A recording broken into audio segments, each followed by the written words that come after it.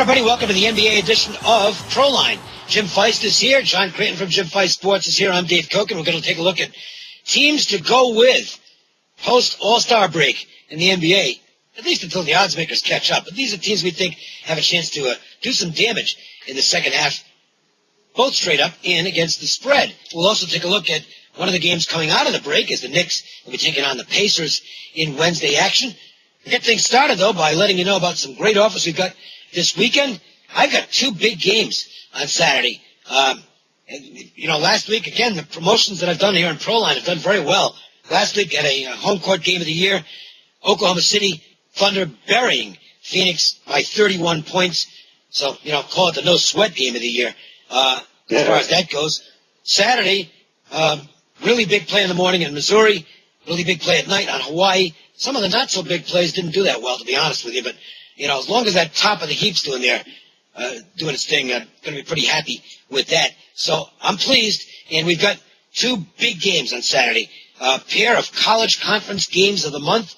You can get both games for only $10. That's right, just $10 for two huge plays by calling 1-866-896-1629. Now, the earlier you call, the better it is for you, because if you call today, I'm going to give you a bonus play that goes tonight. No extra charge whatsoever. It's included as part of the $10 package. So make the call, 1-866-896-1629, and make sure and get my free play every day delivered via text to your cell phone. Nothing could be easier. Just text Cokin, C-O-K-I-N, to 313131, and you'll get back that day's free play on a text message. Again, that's Cokin, C-O-K-I-N, to 313131. Jim, personal elite plays don't come up for you very often. What do you average? Maybe a couple of three a month. But when they do, it's time for the high rollers that are on your service to really load up. And it happened again last Saturday. Miami, huge over North Carolina. Yeah, that was, one of the plays where online people were buying the game for $2,000, and I ran a special, and it worked out extremely well. Miami of Florida, 87-61 over North Carolina, laying only 7.5 points. This week, get ready for a 5-play hoops countdown, including a high roller release and a conference game of the year. Just $25, and it comes with a guarantee. You'll go 4-1 or 5-0, or the rest of February hoops is on me. Just call 1-866-841-1655. And for text winners, right to your phone each and every day, text WINNER, W-I-N-N-E-R, to 313131. John? Well, John doesn't have anything to plug. I got no ads. But I got free plays, let's let John start off what we're going to talk about here, which are NBA teams that we might see some real good results out of in the second half. Either straight up, it's tough to project against the spread, because the odds makers usually do a good job of catching up. Although, there's a couple of teams that they haven't caught up to recently. We'll talk about those. But give me a team that you think, John, has a good chance to really make some progress after the break. I'll go with the Celtics. Overall, they're roughly a 500 team, and the story over the last couple of weeks was Rajon Rondo. They lose their star guard, and some people said, well, they're going to fall off the cliff now, maybe even start trading people. But here's the thing. They went 7-1 straight up and against the spread without Rondo. Now, long term, they're not better without him, but there's a lot about this team that's pretty good, and it's something that could continue, too. For instance, they're now 10th in the NBA in points allowed. They struggled defensively early, but they really got back to what they do best under Doc Rivers recently, playing great defense. Then as far as ball distribution, well, Rondo's not there, but Paul Pierce is very good at passing the ball around, distributing it when he's asked to, and he's basically picked up the slack for Rondo. And the other thing is the depth on this team. They had no depth a year ago, and they got to the Eastern Conference Finals. Look at some of the players they have that they're able to utilize now. Jeff Green, Avery Bradley, Jason Terry, Courtney Lee. Okay, these are four guys who didn't even play last year. I mean, Jeff Green was on the roster, but he had the heart ailment, didn't play. Avery Bradley did play a little bit, but then he blew out his knee. So you're talking about four guys who bring a lot of different skill sets to the table, and they can fit in and pick up some of the slack with Rondo's injury. Now, the depth was a problem early in the season. I attributed that to just a lot of new guys trying to work together, and they kind of underachieved. But now, with Rondo's less scoring and time. These role players are getting more time. They're able to get set into the role that they're being asked to, and they're playing pretty well for those reasons. And a couple of trends to keep in mind. First of all, when the Celtics play the Western Conference, 9-3 under the total, and the last 14 home games, 9-5 under the total. So that defense is really showing up at home.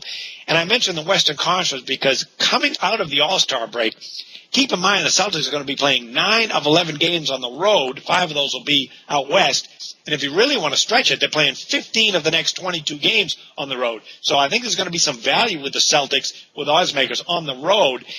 And if they do struggle, you have to keep in mind that trading deadline's coming up. If you're going to break up the team, you might want to do it on a slump. But right now, this team has a lot going for it, and it's very much under the radar as far as the public and the odds makers anticipate. Jim, who do you see out there that may surprise in the second half? Well, fortunately, I've been making some money with the Washington Wizards. Now, I'm not going to project that this is going to continue.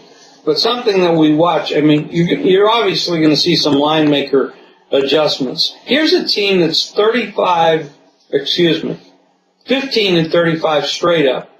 Last week alone, they beat the Knicks by 10, 106-96. Beat the Clippers by 8, 98-90. Beat the Nets, 89-74. Won at Milwaukee, 102-90. And this week on Monday,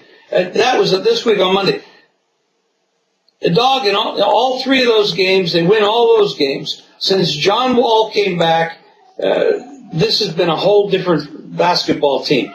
Won't make a run for the playoffs, but this team is getting better, and has been covering numbers.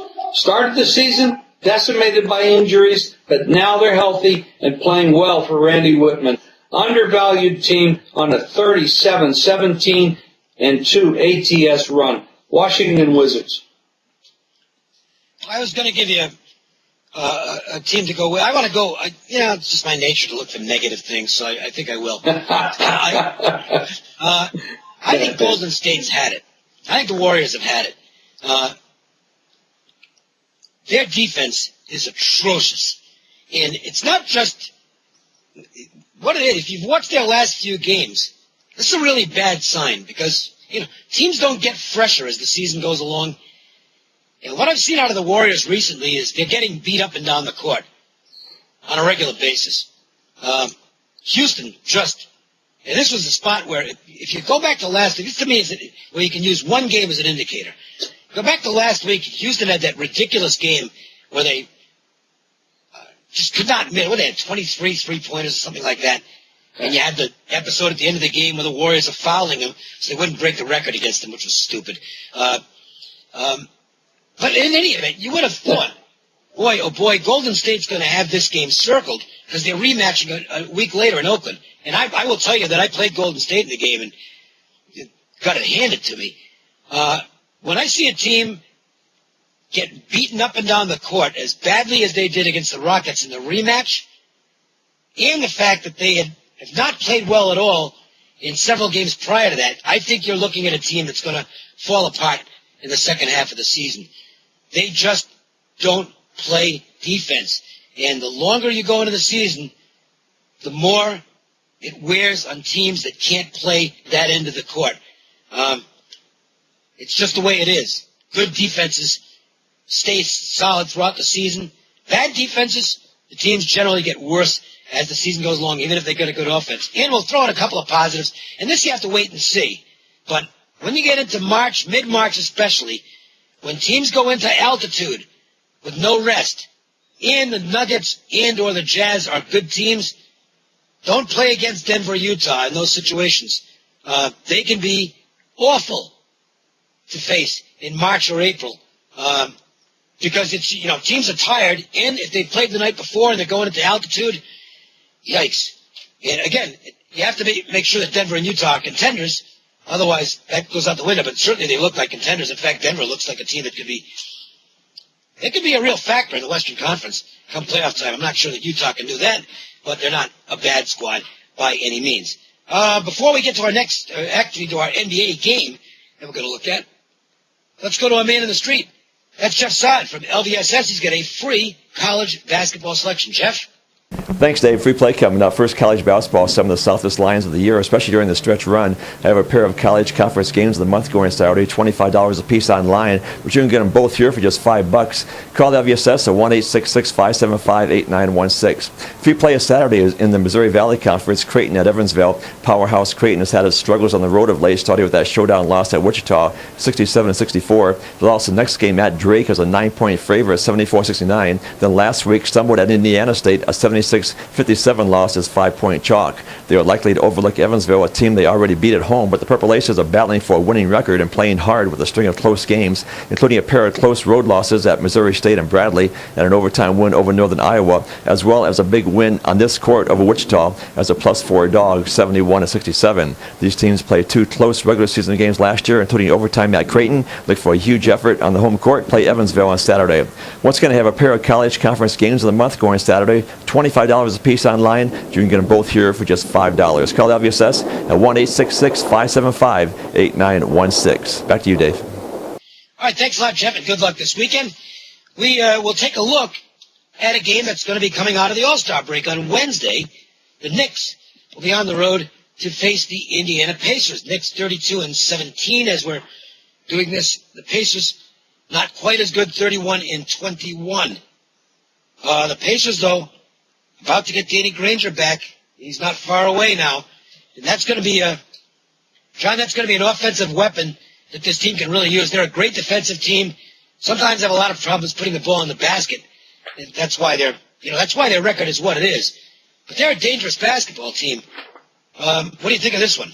Yeah, they sure are. I love the talent on this team, particularly in the front court. The offense, as you mentioned, has been hot and cold, kind of streaky, more toward the cold side. But I'm going to take a look at the total. I mean, the Knicks are coming to town. It's a rivalry game.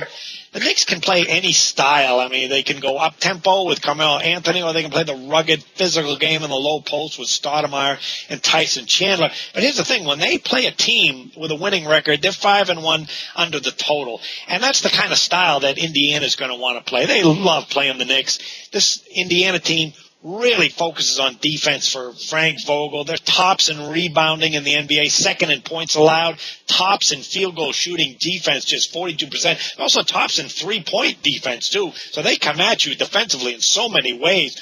Love this front court with role player Roy Hibbert, David West, and Paul George is only 22 years old, 6'8" guy who's had a monster season.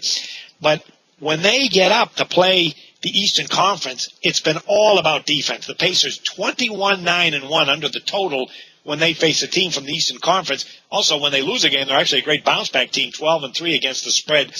And what do we see in the head-to-head matchups? Well, we don't see any offense. The Knicks won at home in the first game, 88-76, and the Pacers won on this floor, 81-76, both way under the total. So that's the way I see this one. Pacers really getting up to play defense. They're at home. Both teams coming out of the break. Maybe the offenses quite aren't in sync. After sitting a week, I see all defense under the total in this one. You know, I like that. I like that assessment. I'm going to agree with it. Here's a good example of why defense, to me, is so much more important than offense. They ended up losing this game in overtime to Brooklyn earlier this week. But when you look at that matchup to the Pacers and the Nets, and then look at the box score, what you would have noticed is that Hibbert, George, and David West combined to shoot 8 for 39 in the game. 8 for 30. They shot 20%. And they still got the game to overtime. There's only one reason for that. They don't let the other team score.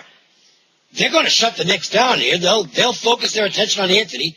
And he's not getting his 35 points against this team. And quite honestly, the rest of the offense, outside of Tyson Chandler, is really efficient. It's a bunch of guys who can be brick shooters and can get a little undisciplined. Doesn't necessarily mean the Knicks won't win the game, because they're probably a little more talented than Indiana. But I don't think they'll be able to implement their style of play. I think it will be the Pacers' pace, if you will. Somebody's going to be in the 70s in this game. And the team that wins will probably be in the 80s. Well, that's not going to be enough to get it over the total. So I'll go with you, John. I like it under as well. Jim, what do you think?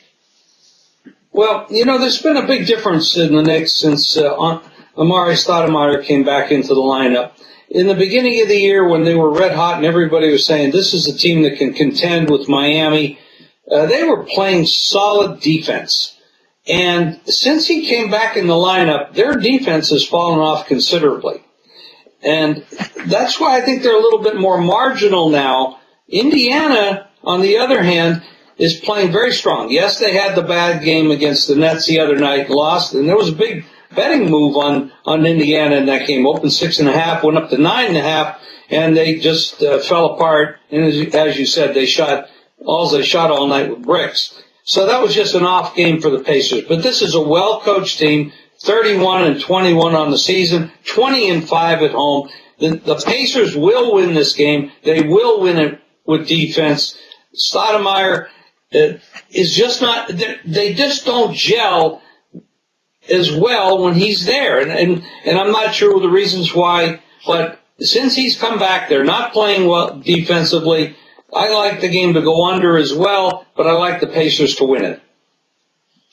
All right, let's recap and get a best bet out there. Obviously, not a lot to choose from in terms of best bets, but I'll lead off and say I like the Pacers and Knicks to stay under the total. I like what I've got going on Saturday. Way more than that. Two really big games in college basketball. They're both rematches. I can tell you that. I like second time around games, second meetings, and focus a lot of my February college basketball handicapping on those contests. So two of those games are conference games of the month that'll go on Saturday. Both games for $10. And the earlier you sign up, the earlier you start winning. If you call today, I've got a bonus selection tonight included in that $10 package. Make a call. You'll be real happy with the results on these two big games. 1-866-896-1629. That's 1-866-896-1629. Jim? Let's get your best bet first, John, before we go to Jim. Pacers Knicks. You like the under as well? Yeah, Pacers Knicks under the total. I'll go out on a limb and say neither team scores 60 points, but I won't be booking that number, sorry. Oh, I would have given you some action on that. I know. All right, Jim. That's why John's not a bookmaker. No, you're not kidding. And he's not going to start anytime soon, I guess. Not with this. Jim, the big game wins continue, and this weekend a bunch of them, a 5-play countdown. I got a 5-play hoops countdown, Dave, including a high roller release and a conference game of the year. Just $25. Comes with a guarantee. You'll go 4-1 or 5-0, or the rest of basketball in February is on me. 1-866-841-1655. I'll give you a double banger here. I like the Pacers and I like the under. There you go. You guys, do you bet the All-Star game at all? I don't personally know. Neither do I. I wouldn't bet it under, though. Let me put it that way. No, never. So I guess what you're saying is we should all bet it over. Or nothing. You know, the way these All-Star games go, why not? I mean, the NFL thing is ridiculous. The NHL, they'll probably score 40 goals. And why not? It's showtime. And I think they're encouraged to score a lot of points. So, yeah, I think I might actually throw a few bucks in the over, but it won't be a big play for me, that's for sure. All right, that's going to do it for this edition of Proline. We will come back and do it again next week. Make sure and check out the college basketball edition that's up. Two really good games that we're looking at in that college edition. Pitt Marquette in the Big East, Virginia, North Carolina in the ACC, plus some other good stuff. That's on the college basketball edition. Meanwhile, for John Creighton and Jim Feist, I'm Dave Cokin. Thanks for watching. Enjoy the All-Star game. We'll talk to you next week. Bye, guys.